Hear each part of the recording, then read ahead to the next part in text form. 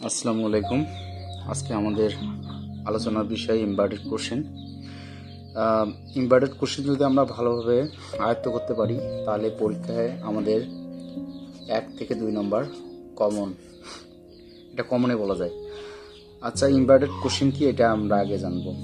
একটি কমপ্লেক্স সেন্টেন্সের মধ্যে বা ভেতরে প্রশ্ন করার ধরন বা নিয়মকে এমবেডেড কোশ্চেন বলে। কমপ্লেক্স সেন্টেন্স হতে হবে।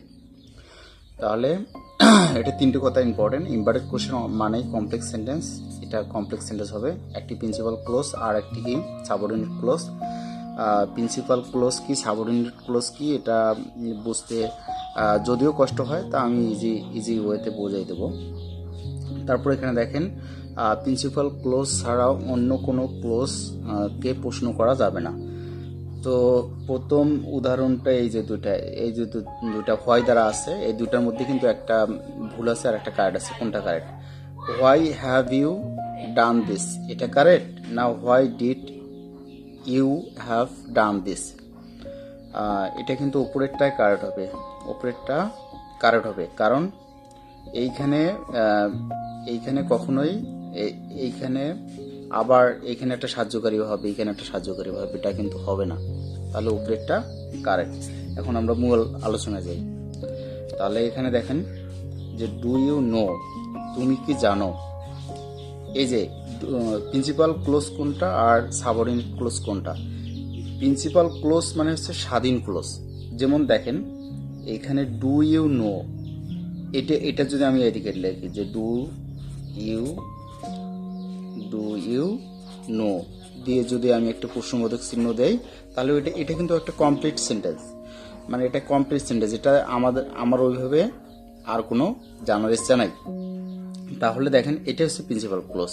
কিন্তু আমরা জানি রিলেটিভ প্রোনাউনগুলো যেগুলো হুইজ, হাউ, হোয়াট, হোয়াই এগুলো দ্বারা থাকে, এগুলো ম্যাক্সিমাম ক্ষেত্রে হোয়েন, এগুলো ম্যাক্সিমাম ক্ষেত্রে কিন্তু কি হয়, সাবঅর্ডিনেট ক্লোজ হয়। তাহলে এইটা হচ্ছে আমার প্রিন্সিপাল ক্লোজ। এটা কি প্রিন্সিপাল ক্লোজ, এটা হচ্ছে প্রিন্সিপাল ক্লোজ। আর এটি কিন্তু সাবঅর্ডিনেট ক্লোজ।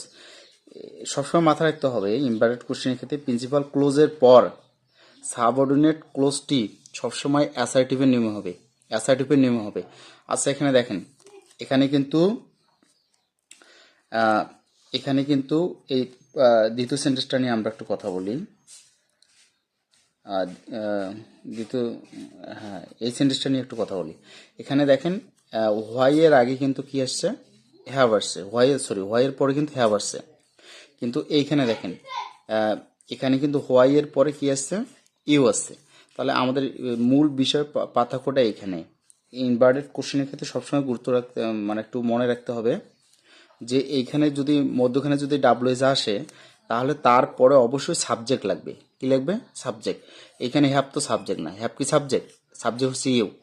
যেহেতু এখানে ডাব্লিউএস এর পরে সাবজেক্ট আসছে, তাহলে বুঝতে হবে তারপরে ভাব আছে, তারপরে মোট কথাটি অ্যাসারেটিভ স্টাইলে হবে। তাহলে এটা কিন্তু আমাদের কারেক্ট। প্রথমটা কিন্তু ভুল। আমরা আরও 2-1টা এক্সাম্পল দেখলে আমরা ক্লিয়ার হয়ে যাবো ইনশাল্লাহ। আচ্ছা, এটা একটু দেখেন, tell me what is his name.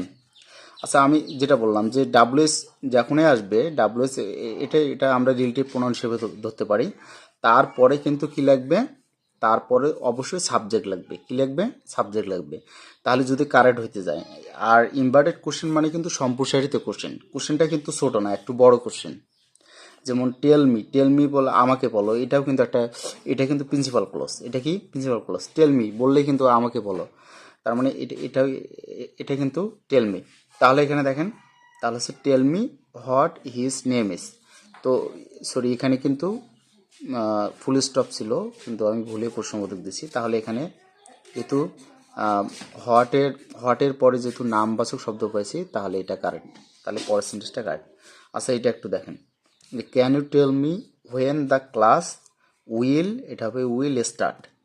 আচ্ছা, আমাদের প্রথম শর্তটা কি? ইনভার্টেড কোশ্চেন কারেক্ট করতে গেলে আমাদের আগে দেখতে হবে এই যে ডাব্লিউএস এর পরে, শর্টকাটে আমি বুঝাচ্ছি আর কি, ডাব্লিউএস এর পরে কি আছে, ডাব্লিউএস এর পরে সাবজেক্ট আছে কিনা। দ্য ক্লাস, এখানে সাবজেক্ট, তারপরে কি আছে, তারপরে সাহায্যকারী ভাব আছে।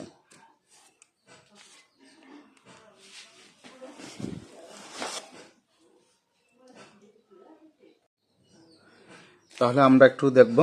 তাহলে এখানে কিছু can you tell me when এই আমরা ডাব্লিউএস পাইছি, তারপরে যদি আমরা সাবজেক্ট পাই আর তারপরে যদি ভার্ব পাই তাহলে বুঝতে হবে এটা কারেক্ট আছে। তাহলে এটা কারেক্ট আছে এখানে থেকে, এটা কারেক্ট নাকি, কারেক্ট না ভুল।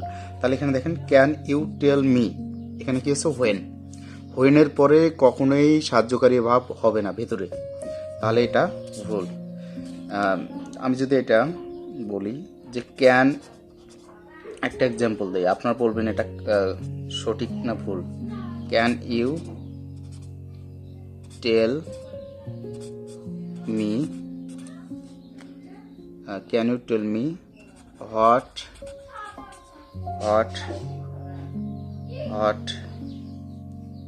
Is time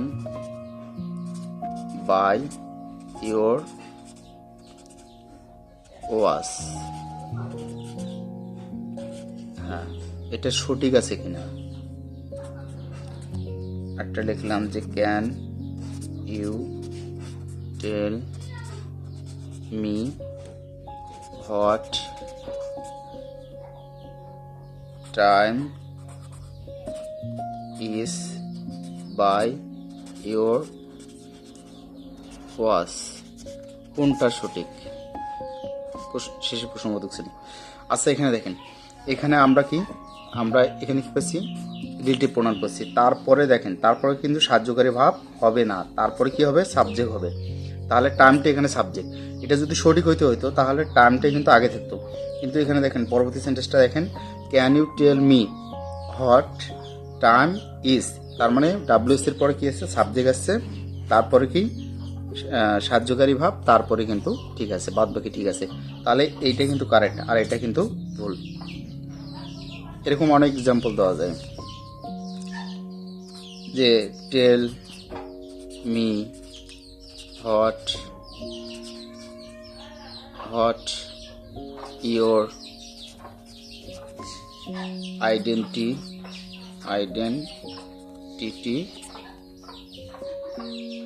was. মনে করেন যে এটা একটা সেন্টেন্স, তাহলে এই সেন্টেন্সটা সঠিক না ভুল এটা আপনারাই বলবেন। কারণ ডাব্লিউএস এর পরে কিন্তু কি আছে, সাবজেক্ট আছে অথবা নাউন আছে বা সাবজেক্ট আছে, তারপরে কিন্তু ওয়াজ। এটা কিন্তু কারেক্ট সেন্টেন্স।